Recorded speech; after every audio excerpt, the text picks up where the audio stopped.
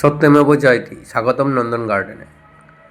আমি আজ একটা অর্কিডকে রিপোর্ট করব, এবং কারণ হচ্ছে শীতের শুরুতে যে অর্কিড রিপোর্ট করলে কেমন থাকে, বা আমাদের একটা ভীতি থাকে শীত মানে হচ্ছে গাছ রিপোর্ট করা যাবে না। এটা দেখার জন্য আমি শীতেই রিপোর্টিং করলাম, এবং ফ্লাওয়ারিং আছে, গাছটিতে যথেষ্ট ফ্লাওয়ার ধরেছে এবং গাছটি খুব হেলদি। আমি দেখতে চাইলাম যে গাছটি রিপোর্ট করলে বা কেমন থাকে, বা ফুলগুলো বা কেমন হয়, সেই কারণেই কিন্তু রিপোর্ট করা। এটি আমি করেছি রিপোর্ট একটা 20 লিটার জারের যে মাথাটা থাকে, মুখটা থাকে, সেটাকে কেটে তার সুন্দর ফুল করে, এটা আমরা ঝাওয়া ইট আর হচ্ছে কাঠকয়লা, কিছু ইট আছে, ইটের টুকরো আছে, এইভাবে আমি কিন্তু পটিং করছি। দেখুন, এটি আমার একটা জলের যে বোতলগুলো হয় যন্ত্র, সেই বোতলে কিন্তু এই অর্কিডটা করা আছে, এবং অর্কিডটা যথেষ্ট সুন্দর সেফ এবং ভালোভাবে সেট হয়ে গেছে। তো যেহেতু গাছটি বড় হচ্ছে, গ্রোথ নিচ্ছে, সেখানে এই ছোটো পটে আর রাখতে আমার ইচ্ছা করলো না, সেই জন্য আমি এটাকে একটা বড় পট দেওয়ার ব্যবস্থা করছি। যাই হোক, দেখুন, অর্কিড হচ্ছে খুব ভালো একটা ফুল। বাগানে থাকলে সেটি আপনাকে সবসময় একটা ফুলের স্বাদ দেবেই। আর এটা ডেনড্রোবিয়াম প্রজাতি, যেটা আমার কাছে ডেনড্রোবিয়াম প্রজাতি আছে সবগুলোই। সেই কারণে ডেনড্রোবিয়ামের একটা বিশেষ বৈশিষ্ট্য হলো, এটা খুব আপনার কাছে যত্ন চাই। বেঁচে থাকার জন্য এর নিট খুব সামান্য, তবে হ্যাঁ, যত্ন করলে গাছের রং, চেহারা, রূপ, সৌন্দর্য অনেক বৃদ্ধি পাবে, সেটা বলার অপেক্ষা রাখে না। আমি যত্ন করবো না অথচ গাছ সুন্দর পাবো, এটা হয় না।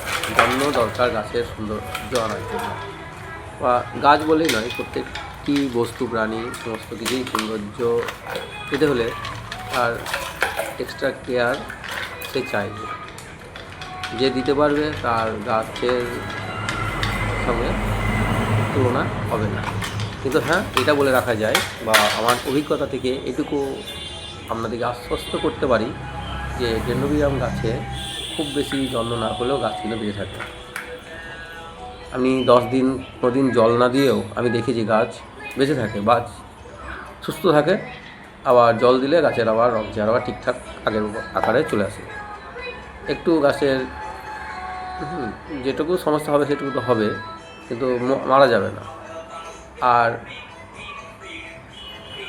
কাঠকয়লা, ইটের মধ্যে থাকলে এখানে ফাঙ্গাস লাগার ভয়টাও খুব কম থাকে, ছত্রাক জন্মাতে পারে না। তার সঙ্গে আবার মাঝে মাঝে অ্যান্টিফাঙ্গাল কিছু দেবেন, সিস্টেমেটিক বা কন্ট্রাকচুয়াল। যাই হোক, এইভাবে আমি গাছের কেয়ার রাখি। এখানে এনপিকে ব্যবহার আমার খুব হয়ে ওঠে না, কারণ সময়ের যে সমস্যা সেটা সকলেরই থেকে যায়। গাছ করি ভালো লাগার জন্য, প্রচণ্ড গাছের প্রতি টান ভোগ করি বলে গাছের সঙ্গে থাকি, এবং সেই থাকার জন্য আমার এই চ্যানেল করা, যাতে চ্যানেলের এক সময় আমি এই ভিডিওগুলো দেখে বুঝতে পারি যে কী আমার করা হয়েছে বা কী যত্ন নিতাম, তার একটা ট্র্যাক রেকর্ড এই চ্যানেলে কিন্তু থাকছে। যাই হোক, এইভাবে আমি এই গাছটিকে পরীক্ষামূলকভাবে দেখার জন্যই এটা আমার প্রতিস্থাপন করা।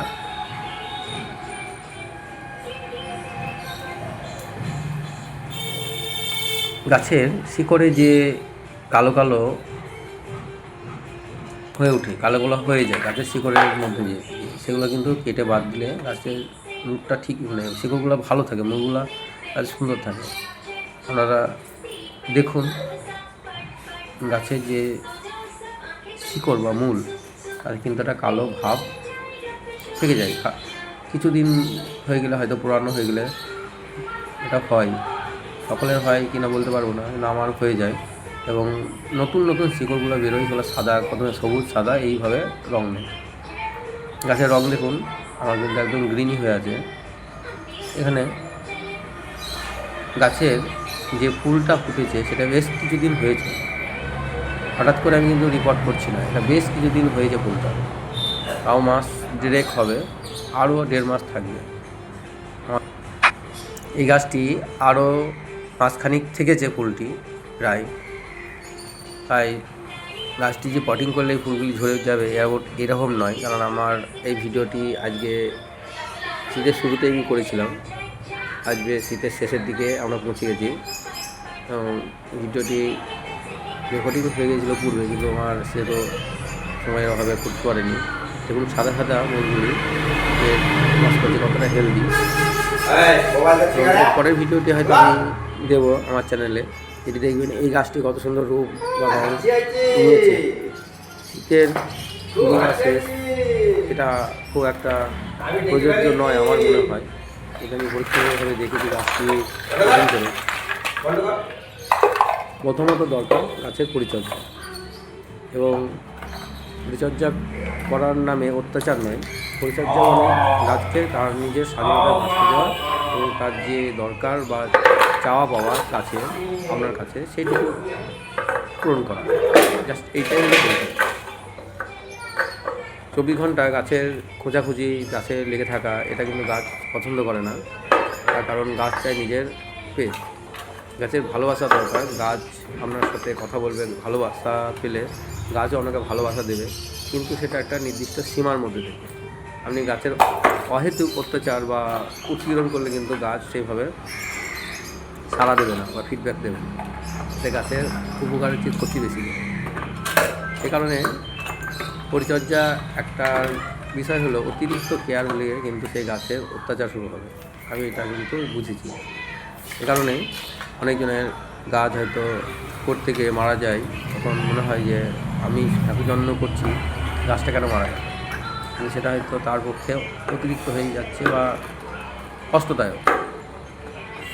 বিষয়টিকে নজরে রাখবেন বা এইভাবেই আপনি গাছের পরিচর্যার কথা ভাববেন। গাছ কিছু খাবারের দরকার হবে, আর তাছাড়া প্রকৃতি থেকেই সে খাবার সংগ্রহ করে নেয়, তার সেই ক্ষমতাটা ঈশ্বর তাকে দিয়েছে। সেই কারণে যতটা পারবেন গাছের রিকোয়ারমেন্ট অনুযায়ী কিন্তু ফার্টিলাইজ করবেন। গাছ যতটা চাইবে ততটাই দেবে, অতিরিক্ত দিলে কিন্তু গাছের সেটা হবে না।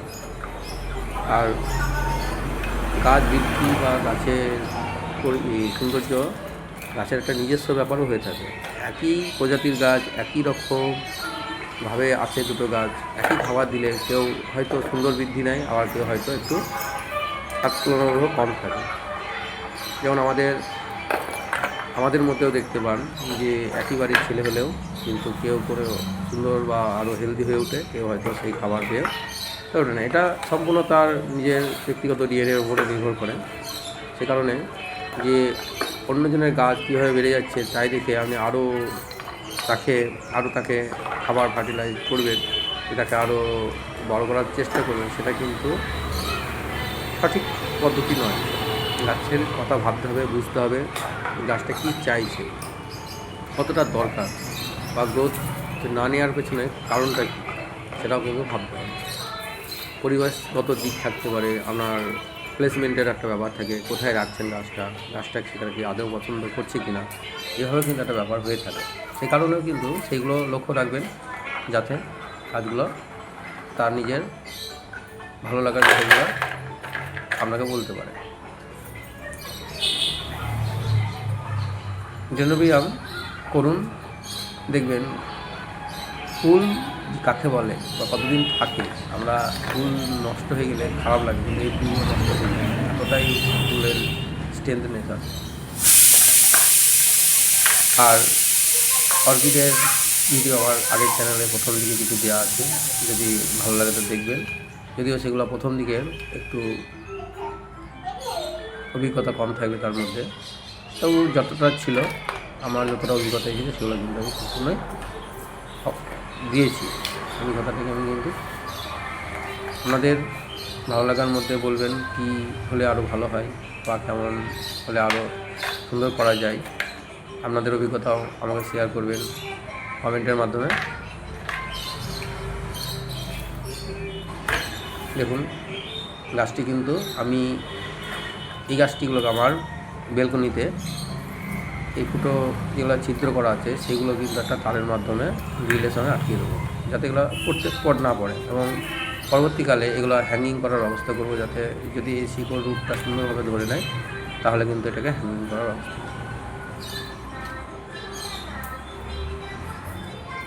সকলকে ধন্যবাদ এই ভিডিওটি দেখার জন্য। এবং আজ এইটুকু বলতে পারি যে শীতের শুরুতেও যদি পটিং করেন গাছের বিশেষ কিছু ক্ষতি হয় না। হ্যাঁ, তবে যে এই সময়ে গাছের গ্রোথের সময়, সেই সময় পটিং করলে তো গাছ একটু আলাদা সাড়া দেবে, শীতে ইফেক্ট করে কিন্তু ক্ষতি বিশেষ কিছু হয় না। তাই আমি করেছি আমার অভিজ্ঞতা অনুযায়ী, আর খুব সুন্দর। আবার সকলকে ধন্যবাদ, ভালো থাকবেন, সুস্থ থাকবেন, এগুলো শেষ করছি।